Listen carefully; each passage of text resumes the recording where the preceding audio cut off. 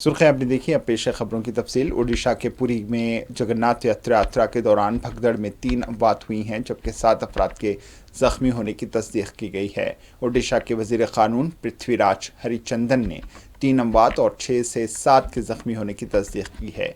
ओडिशा के वजीर कानून पृथ्वीराज हरिचंदन ने वाज़ेह किया है कि ये एक बदकिस्मती का वाक़या है, हम इसका नोट ले रहे हैं। इन्होंने कहा है कि मैंने आज सुबह वज़ीर आला से बात की, हम सख्त कार्रवाई कर रहे हैं। डीजीपी को मौके पर भेजा गया है।